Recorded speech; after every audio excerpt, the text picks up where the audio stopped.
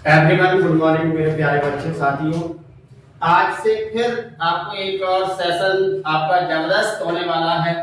Class 12 आपका physics का session है और चैप्टर 1 से और मैं ऐसे क्वेश्चन लेके आया हूं कि पूरा आपको चैप्टर नहीं पढ़ना है, उसमें से मोस्ट इंपोर्टेंट मैंने आपके क्वेश्चन निकाल के रख दिए हैं।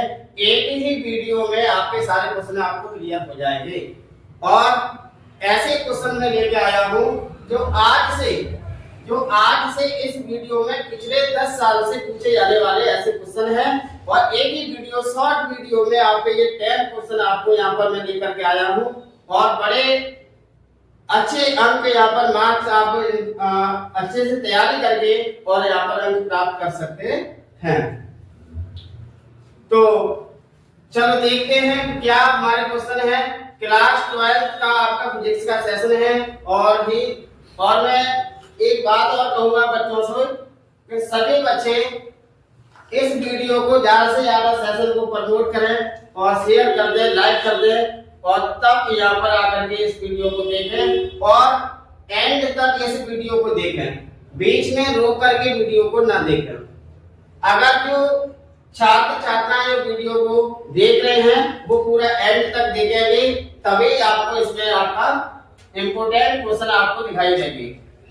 तो देखिए क्या हमारे इंपोर्टेंट क्वेश्चन है, अति के हैं, लघु के हैं, दीर्घ के क्वेश्चन हैं। मैंने आपके सारे एक ही वीडियो में आपके क्वेश्चन यहाँ पर निकाल के रखे हैं। तो पहला हमारा क्वेश्चन क्या है, कूलाम के नियम का सदिश रूप बताइए। कूलाम के नियम का सदिश रूप बताइए। तो हमारा क्या है सदिश रूप, यहाँ पर आपके दो आवेश हैं, आपका Q1 और एक आपका ये Q2 है। ये आपके दो आवेश हैं, ये हमारा इधर बल लगा रहा है और Q के सापेक्ष हमारा इधर F12 बल लगा रहा है। तो यहाँ पर हमारे दो बल कार्य कर रहे हैं, ये हमारा बल कार्य कर रहा है F12 वेक्टर और एक बल ये कार्य कर रहा है F21 वेक्टर। तो ये एक दूसरे के विपरीत वेक्टर हैं, तब हमारा कूलाम के नियम से हमारा बल का फॉर्मूला क्या होता है, F12 बराबर 1/4 पाई एप्सिलॉन 0 और Q1 into Q2 बटे हमारा R21 हमारा आएगा। फिर हमारा ये आ जाएगा R21 का सदिश, यहाँ पर कोई आपका एक सदिश कार्य करेगा तब हमारा आ जाएगा F1 वेक्टर 12 बराबर माइनस F21, क्योंकि ये एक दूसरे के विपरीत कार्य कर रहे हैं बल, इसलिए ये आपका माइनस आएगा। तो ये कूलाम के नियम का सदिश रूप था और इतना ही आपको लिखना है, ज्यादा नहीं लिखना है, ज्यादा लिखने की आवश्यकता ही नहीं है। वैद्युत फ्लक्स का मात्रक और विमीय सूत्र निगमित कीजिए। वैद्युत फ्लक्स का मात्रक आपको पूछने के लिए आ जाता है और इसका विमा पूछ लेता है। तो आपका वैद्युत फ्लक्स का हमारा सूत्र होता है फाई बराबर E vector dot A vector. सभी बच्चे आराम से बैठ जाएं और सभी बच्चे इस वीडियो को शेयर कर दें, लाइक कर दिया करो भाई। तो फाई बराबर ई ए cos थीटा, तो देखिए यहाँ पर याद करके हमारा आ जाएगा E D S cos theta. तो यहाँ पर हम क्या करेंगे, ds भी हमारा क्या है, एक क्षेत्रफल है, ds भी आपका एक क्षेत्रफल होता है। तो यहाँ पर हम एक ही जगह पे हम ds भी लिख सकते हैं, या तो हम फाई बराबर ई ए cos थीटा लिख दो या फिर ई ds cos थीटा। तो इसका मात्रक हमारा क्या होता है, फाई ए का मात्रक हमारा ई वेक्टर का मात्रक हमारा जो होता है, ई वेक्टर का जो मात्रक हमारा होता है वो न्यूटन प्रति कूलम, मतलब ई हमारा यहाँ पर वैद्युत क्षेत्र है।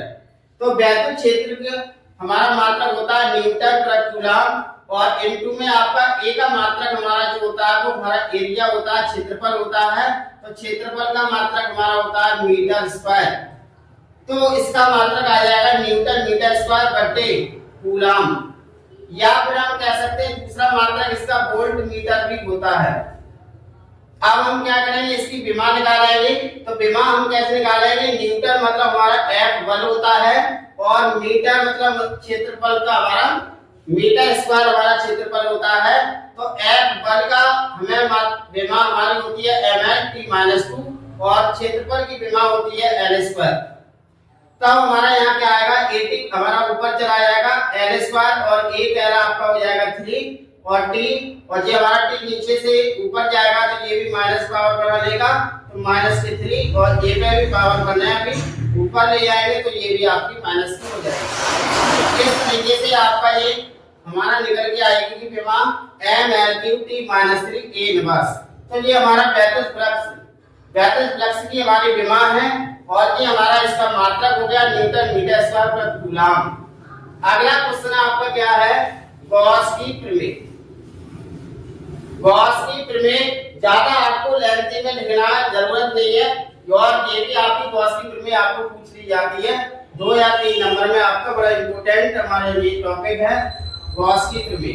तो गॉस की प्रमेय हमारे क्या है किसी बंद पृष्ठ से गुजरने वाला वैद्युत फ्लक्स। ये हमारा क्या है कोई आपका बंद पृष्ठ है और इससे ऊपर के हमारा क्या गुजर रहा है वैद्युत फ्लक्स हमारा गुजर रहा है।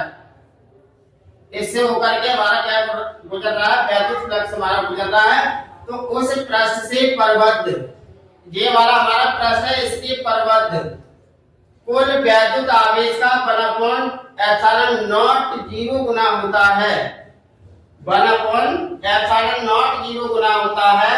इसे हम कहते हैं गॉस की प्रमेय। भैया बड़े सिंपल है किसी बंद पृष्ठ से गुजरने वाला वैद्युत फ्लक्स। ये हमारा कोई एक बंद पृष्ठ है इससे होकर के हमारा क्या गुजर रहा है वैद्युत फ्लक्स गुजर रहा है। तो पृष्ठ से परिबद्ध का मतलब इसके परिबद्ध पृष्ठ से परिबद्ध कुल आवेश जो यहाँ पे आवेश है हमारा क्या कर रहा है आवेश है परिबद्ध आवेश है। आवेश का 1/ε0 गुना होता है 1/ε0 गुना होता है उसे हम गॉस की प्रमेय कहते हैं। तो फाइंड इंटीग्रेशन E dA और ये हमारा आया 1/ε0 Q0। तब हमारा क्या आएगा कि हमारा किसका मात्रक किसका होता है फ्लक्स का। तो फाइव E आ जाएगा बराबर Q0 हमारा आ जाएगा और ε0 तो ये हमारा आ गया Q0 अपॉन में हमारा आ जाएगा ε0 Q अपॉन में हमारा आ जाएगा ε0 क्योंकि 1/ε0 आवेश का गुना होता है इसलिए हम इसमें आवेश का गुना करें। आवेश में हम 1/ε0 का गुना करते हैं। अगला क्वेश्चन हमारा क्या है एक ऐसा क्वेश्चन जो देखो ऐसे ऐसे में क्वेश्चन आपको करा रहा हूं जो आपके कहीं मिलेंगे नहीं मास्टर वगैरह में ऐसे में आपके क्वेश्चन करा रहा हूं। प्रदर्शित कीजिए कि न्यूटन प्रति कूलम तथा वोल्ट प्रति मीटर एक वैद्युत राशि के मात्रक है। उस भौतिक राशि का नाम लिखिए। तो यहाँ पर हमें क्या करना है प्रदर्शित कीजिए न्यूटन प्रति कूलम है और वोल्ट प्रति मीटर एक भौतिक राशि है इसके मात्रक उस भौतिक राशि का नाम लिखिए। तो यहाँ पर हमें क्या करना है सिद्ध करना प्रदर्शित करना है। तो हमें प्रदर्शित करना है भैया प्रदर्शित करने के लिए एक ही तरीका थ्योरी ना लिखे फॉर्मूले से हमें विमाओं से इनके मात्रकों से हमें सिद्ध करना होगा। तो हमने न्यूटन प्रति कूलम लिखा तो हम यहाँ पर जब न्यूटन प्रति कूलम है वोल्ट प्रति मीटर है तो इन दोनों की हमारी सॉल्व करेंगे विमा निकालेंगे तो एक दूसरे के हमारे बराबर आ जाएंगे तो हमारा प्रदर्शित हो जाएगा। इसमें लिखना नहीं है आपको। तो हमारा क्या है न्यूटन की विमा हमारी होती है mL/t-2 कूलम की हमारी विमा होती है 80। कूलम की विमा 80 होती है 80 को हम ऊपर ले जाएंगे तो हम क्या करेंगे t की घात -3 हो जाएगी A इनवर्स हो जाएगी तो mL/t-3 A इनवर्स हमारी इसकी विमा आ गई। इससे हमें ये विमा प्राप्त हुई। अब इधर हम निकालेंगे वोल्ट प्रति मीटर तो वोल्ट प्रति मीटर निकालेंगे तो वोल्ट हमारा विभव होता है विभव का सूत्र हमारा होता है कार्य बटे आवेश और कार्य या ऊष्मा या कोई सी भी गतिज ऊर्जा आ जाए तो उसकी विमा होती है mL/t की घात -2 ml स्क्वायर t की घात -2 होती है। तो हमने कार्य को भी छोड़ दिया, कार्य का भी फॉर्मूला होता है बल गुना विस्थापन, और विस्थापन हमारा होता है क्षेत्रफल। तो क्षेत्रफल हमारा होता है तो बल गुना विस्थापन, विस्थापन हमारी दूरी होती है, सॉरी हमारी दूरी होती है, तो हमारा विस्थापन हो गई दूरी। तो बल की हमने विमा लिखी ml t की घात -2 और विस्थापन की l, दूरी आपकी होती है विस्थापन। तो ये हमारा निकल के आया ml स्क्वायर t -2। आगे इसकी विमा at होती है और यहाँ पर हम रखेंगे तो हमारा क्या आ जाएगा ml स्क्वायर t की घात -2 a इनवर्स हमारी विभव की विमा आ जाएगी। तो हमने ये विभव की विमा रख दी। वोल्ट की विमा आपकी आ गई ml स्क्वायर t की घात -3 a इनवर्स, और मीटर की विमा आपकी l आ गई। इसमें से l एक हमारी कट जाएगी तो हमारे यहाँ बच जाएगी ml t -3 a इनवर्स। तो देखिए दोनों की विमाएं हमारी बराबर आ गई, दोनों की विमाएं हमारी बराबर आ गई। तो हम कह सकते हैं अतः स्पष्ट है कि न्यूटन प्रति मीटर तथा वोल्ट प्रति मीटर एक ही भौतिक राशि के गुण हैं। तो हम यहाँ कह सकते हैं कि न्यूटन प्रति मीटर और वोल्ट प्रति मीटर एक ही भौतिक राशि के गुण हैं। तो हमारा प्रदर्शित यहाँ पर हो जाएगा। इस तरीके से आपको ये क्वेश्चन का आंसर लगाना था। अगला क्वेश्चन है हमारा पांचवा क्वेश्चन हमारा क्या है, किसी चालक को धनावेशित करने पर उसके द्रव्यमान पर क्या प्रभाव पड़ेगा। किसी चालक को धनावेशित करने पर उसके द्रव्यमान पर क्या प्रभाव पड़ेगा। तो यहाँ पर द्रव्यमान घट जाएगा क्योंकि उसके द्रव्यमान पर चालक से कुछ इलेक्ट्रॉन बाहर निकल जाते हैं। जैसे सपोज दैट हमने ले लिया कोई भी हमारा गाड़ी है और उस गाड़ी पर हमारा क्या होगा, पहले से ही उसमें 10-15 कुंटल वजन रखा हुआ है और उसमें से कुछ हमारा निकल जाए उसमें से वजन, तो उसका द्रव्यमान जो हमारा होगा वो कैसा होगा, घट जाएगा। तो घट जाएगा तो कोई यहाँ पर बात की जा रही है कि द्रव्यमान घट जाएगा क्योंकि उसके द्रव्यमान पर चालक से कुछ इलेक्ट्रॉन बाहर निकल जाएंगे, इसलिए यहाँ पर हमारा चालक पर कोई प्रभाव नहीं पड़ेगा। अगला क्वेश्चन छठवां। तो छठवां और सातवां, आठवां, नौवां, 10वां ये क्वेश्चन आपको SW में है, इनकी वीडियो में अलग सेपरेट बना दूंगा, कमेंट में आप मुझे लिख देना। और अगर मिल जाए आपको कहीं तो आप देखो क्वेश्चनों को तैयार कर लेना क्योंकि ये बोर्ड में आने वाले क्वेश्चन हैं। तो क्या क्वेश्चन है एक बार यहाँ पर करा दे रहा हूँ। क्या किसी बिंदु पर वैद्युत विभव शून्य हो सकता है जबकि वहाँ वैद्युत क्षेत्र शून्य नहीं होगा। तो ये हमारा है निरक्षीय स्थिति से संबंधित है, तो इसका आंसर आपका हाँ आएगा। क्यों आएगा, क्योंकि निरक्षीय स्थिति में ही हमारा वैद्युत विभव जो होता है वो हमारा शून्य होता है। किसी भी बिंदु पर निरक्षीय स्थिति में हमारा वैद्युत विभव क्या होगा, शून्य होगा। तो यहाँ पर लिख सकते हैं हाँ, अतः निरक्षीय स्थिति में किसी बिंदु पर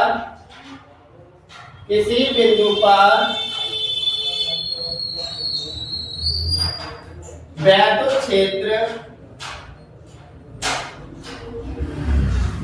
शून्य हो सकता है, होता है, हो सकता नहीं है, होता है, होता है। तो ये आपको इसका आंसर हो गया। अगला है एक समान वैद्युत क्षेत्र में स्थित द्विध्रुव पर लगने वाला बलयुग्म के आघूर्ण के लिए व्यंजक प्राप्त कीजिए तथा इसके आधार पर द्विध्रुव आघूर्ण की परिभाषा दीजिए। ये आपको क्वेश्चन तैयार कर लेना है। वैद्युत द्विध्रुव अक्षीय व निरक्षीय स्थिति का व्यंजक प्राप्त कीजिए। वैद्युत क्षेत्र की तीव्रता बिंदु पर ज्ञात कीजिए। तो ये भी आपको क्वेश्चन तैयार कर लेना है। गाउस की प्रमेय की सहायता से दो बिंदु आवेशों के बीच कार्य करने वाले बल के लिए व्यंजक प्राप्त कीजिए। ये भी आपका इम्पोर्टेंट क्वेश्चन है, बोर्ड एग्जाम के लिए अच्छे से तैयार कर लेना है। लास्ट क्वेश्चन आपका बचता है स्थिर वैद्युतिकी में गॉस की प्रमेय लिखिए। समविभव पृष्ठ से क्या तात्पर्य है? समान आवेश घनत्व की दो वैद्युत रोधी प्लेटें चित्रानुसार रखी है। बिंदु P तथा Q पर वैद्युत क्षेत्र की तीव्रता ज्ञात कीजिए।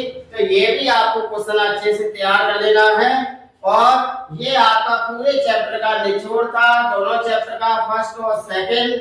तो दोनों चैप्टरों से मैंने आपके क्वेश्चन निकाल के रख दिए हैं और शॉर्ट वीडियो में मैंने आपको यहाँ पर बता भी दिया है। और जिस क्वेश्चन का आपको आंसर ना मिले तो कमेंट में मुझे बता देना, तो मैं उसकी वीडियो अलग से बना दूंगा।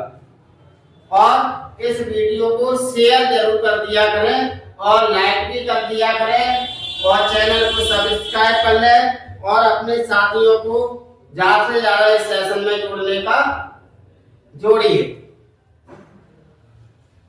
तो ये आपके क्वेश्चन है, एक बार इसकी स्क्रीनशॉट ले सकते हैं आप।